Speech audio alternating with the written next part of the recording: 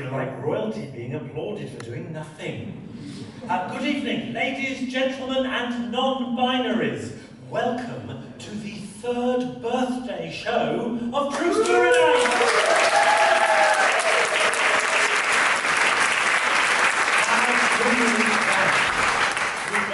Actually, we're older than 3 years old, but this is our third birthday at the Volkstheater.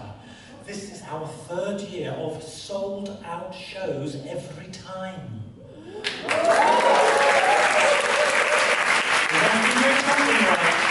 So, welcome. You are the organised ones. You bought your tickets at least 4 weeks ago. We've been sold out for weeks. I think after the long summer break, people were keen to get back to True Story Night. So let me see, how many of you here have been to a True Story Night show before? Good to see that's more than half of you. Welcome back. So, virgins, hands up. True Story Night virgins. Well, see, look, just over half of you are regulars. About a quarter of you are virgins, which leaves about 12.5% of you who are either not sure or for some reason are in the closet about your status here tonight. As a gay man, I respect you staying in the closet, don't worry. Welcome. Virgins, I better tell you what to expect. Apologies, regulars, you've sat through this introduction many times before, but the virgins need to know what they've let themselves in for. I like to start by saying something to the True Story Night virgins that is often said to virgins on their first night to put them at their ease, to help them cope with the experience they're about to have. So, virgins, you were aware this was a group thing, weren't you? Well, you're here now, so we might as well get on with it. There, I hope that's helped you cope with what's about to come. And what is about to come? Well, I will tell you what's about to come. You are going to get true stories of between 8 and 10 minutes long from me and my 3 colleagues in the first half and second half of this evening's show. Some of them will be told to you in story form. Some of them will be sung to you. Some of them will be hilarious stories. Some are raunchy. Some are a little bit disturbing, family secret stories. And in between those big stories, I am going to tell you little micro stories. From me in the first half, and from you in the second half. Now, virgins, don't get nervous that we're going to drag you up on stage and make you tell a story. We're much nicer than that. We will get you to write stories in the interval on pen and paper that we will provide, and I will read out some of your stories in the second half, bringing them to life better than you could ever have imagined. What are you laughing at? You wait and see. So that's what to expect this evening. I better tell you who I am. I am Turan Ali. Yes, it's a very Turkish name. And I sound like a BBC newsreader. And yet I had an Austrian mother. It's all very complicated. So I better explain. Yes, Turkish Muslim father, Austrian Catholic mother, imagine that. My mother went in one simple ceremony from being the FPÖ's dream girl, heterosexual, Catholic, white, can make her own Strudelteig, and in one simple ceremony where she marries a Muslim guy, she turns into their worst nightmare. Turns into a filthy bitch who sleeps with foreigners. And I am the product of that degenerate relationship. I grew up in London. And they sent me to a Jewish school. Imagine I grew up being brainwashed by 3 religions and 4 different cultures, especially when I turned out to be an homosexual. What the fuck has that made me? I'll tell you what it's made me. The owner of 3 passports, that's what. Brexit immune, me.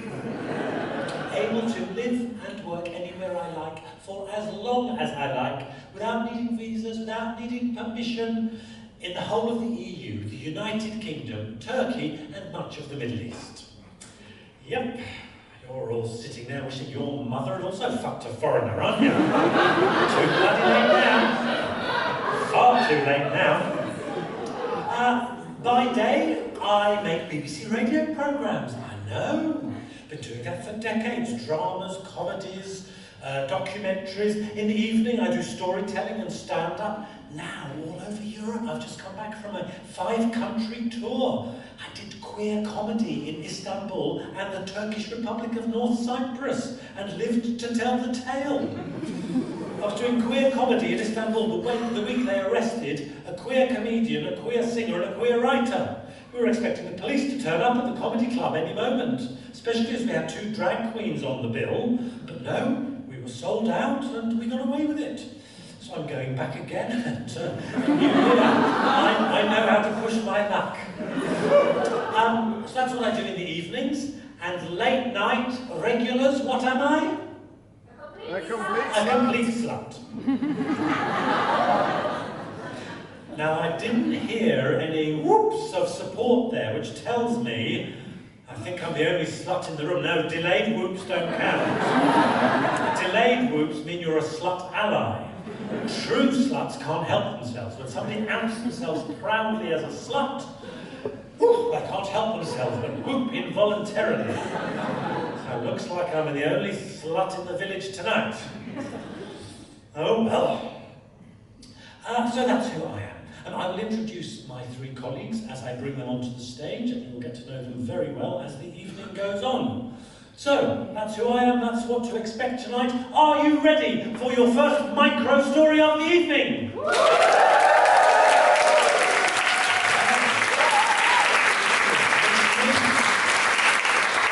Normally I have to get the audience to up their game, but you're already there. The clapometer is at full swing. So, this first story follows on very nicely from me outing myself as a slut. Now, it's actually a micro-story from the 13th century. Now, stay with me. It is still very relevant and resonant, as you will hear. In the time of Marco Polo, women were expected, every time they slept with a different person, to get a little token to put on a necklace they wore around their neck, so that just by looking at a woman, you could tell how many sexual partners she had had. I'd need a bloody wheelbarrow. Now you might think, well, that's ancient slut-shaming. Well, you would be wrong, because the women who were most prized as wives in that society were those who had at least 20 tokens on their necklaces. The thinking was, the more sexual partners you've had, the better you will be as a lover and a partner.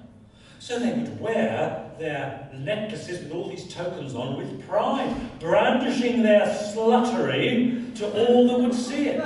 Those necklaces said, yeah, I'm a big slut and excellent wifely material. I think I was born 700 years too late. Thank you, that was your first micro-story.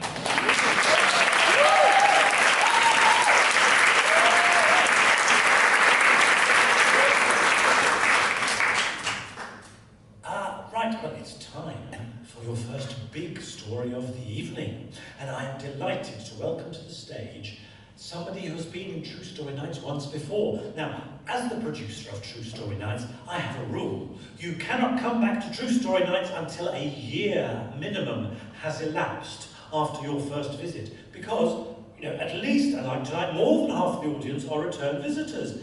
And in a season, I want you to see as many new, different storytellers as possible. So you've got to wait at least a year till you come back. Well, I could not wait to get our next storyteller back as soon as her year had elapsed.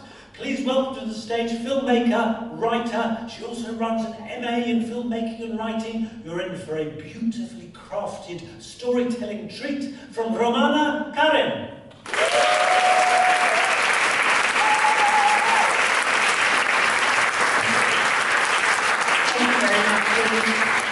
Incredible introduction. Thank you for this really warm welcome.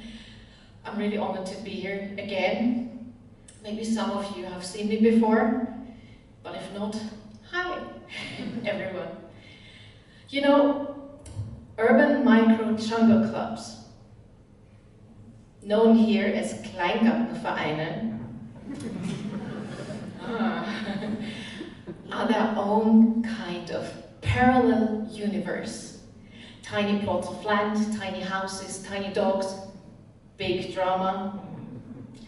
Some houses are used throughout the year, others only during the warmer months when retirees and mosquitoes emerge from hibernation. When we first moved in, a friendly neighbor rushed over to introduce us to the rules of the club. 3 years later, and he still hasn't introduced himself. The rules. Oh, they are a manifesto. The grass has to be mowed. The hedges have to be trimmed to military precision, and between 12 and 2 p.m., silence. Monastic, sacred silence. No mowing, no hammering, no joy, and absolutely no children playing. Should your child dare to giggle at 12:02, a shadowy figure will emerge from behind a lilac bush and shush at them with the rage of someone whose souffle collapsed. I can't remember the full list, but I think the Geneva Conventions are shorter.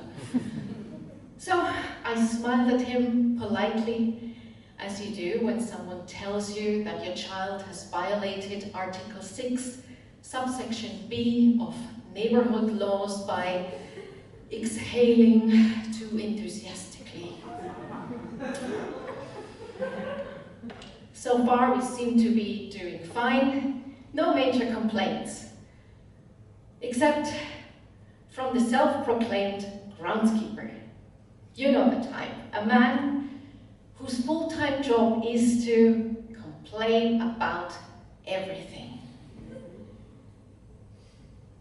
I like to imagine people when they were children, you know, just to understand where they come from, but I think this guy was born grumpy, possibly in a filing cabinet.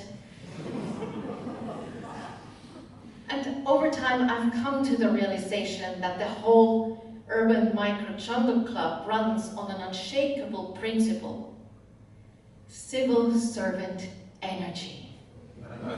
Bureaucracy is the vibe. Rules are rules. Unless they apply to them, because then it's more like, you know, guidelines, really. Yeah.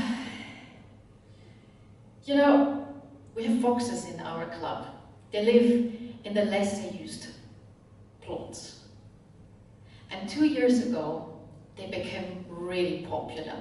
Suddenly, it was like a David Attenborough documentary narrated by suburban hobby gardeners. Stories of fox sightings were shared.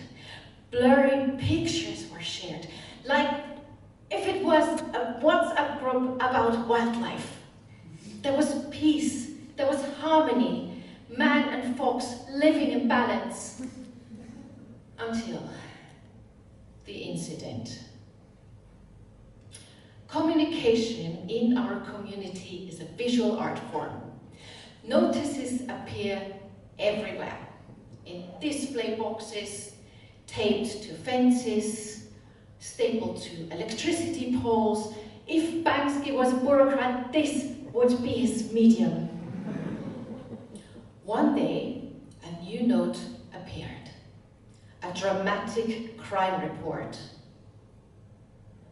Bum bag and keys stolen from the garden terrace. Prime suspect, a fox. To be fair, there were dog treats in this bum bag, so it is within the realm of plausibility. But there's also this gang of highly organized crows monitoring the gardens from the power lines, like feathery NSA agents. They have been waiting for this opportunity their entire lives. A few days later, as I was faffing around in my garden, as you do, I overheard a few neighbors conspiring the complete eradication of the foxes. Those were the same people who had been gushing over how cute those foxes were just a few days earlier. But the foxes had crossed a line. They had dug up someone's high-rise bed. I mean, I get it. No one wants foxes digging up their tomato retirement fund. But with the city building luxury concrete blocks every 10 meters, where do we expect should the wildlife go? Mars? We're not invaded by foxes, we are the invaders. The next day, a new note appeared in the display box. Fox plague in our allotment garden area. And under, a photo of the cutest fox you can imagine. As if they had hired a Disney illustrator. And the tone, pure fear-mongering, because nothing speaks, let's have a rational discussion louder than horror propaganda. Foxes leave marks. Yes, and so do birds and cats and badgers and your Uncle Horst if you had too much beer. Foxes might carry rabies. True. Only Austria has been rabies-free since 2008, so unless a fox traveled through the time vortex from 1993, I think we're safe. And the best bit, the city won't intervene. We have to act. And what do they suggest? Don't feed the foxes. Okay. Don't put meat on your compost. Should be common sense unless you want to start a rat race. If you see a fox, make loud noises. Clap your hands. Scream. Wah! Bark. I won't do that, don't worry. Bark like a fox. I mean, picture this. A grown adult and their Birkenstocks standing in a rhubarb patch, clapping their hands and barking at foxes. Can you feel the groove? But they didn't end there. One of the fox conspiracy theorists stopped by to warn me, I have seen a fox in your garden. I was skeptical. Our garden is dog-proof, Italian greyhound-proof. So I asked, how did he get in? He climbed over the fence. The wire mesh fence. Yes! I mean, I wasn't that good at physics, but if a fox, 6 to 10 kilos, I checked that, that's a grown fox, climbs over a wire mesh fence, shouldn't we see some signs of intrusion? But there were no traces, no poo, no digging, nothing. Yeah, but also we have a dog, Loki. He is the Chuck Norris of Italian greyhounds. He might look delicate, but I have seen him scare foxes away with a single bark. No intruder escapes his wrath, unless he's cuddled. Because you see, this is the thing. Loki is dramatically undercuddled. Yes, he sleeps glued to my body throughout the night like a heating pad with legs. And he's adored by 2 grown adults and children returning from school ignoring their parents because all they care about is Loki. But he's never really cuddled, not the way he deserves it. So if a burglar did cuddle him, honestly, he would help them carry out their loot. And just when I thought it couldn't get more absurd, a new note appeared. The foxes in this community are hereby warned to observe the allotment garden rules. The rules are published on the website. Honestly, whoever wrote that, they should be standing here instead of me. Since then, the fox panic has been replaced by a more important announcement. 3% discount at Billa for Urban Micro Jungle Club members. No more mentions of foxes, just savings! Yes! And the foxes, they're still living here, happily, peacefully, quietly, and possibly laughing their cute, pointy faces off. Thank you.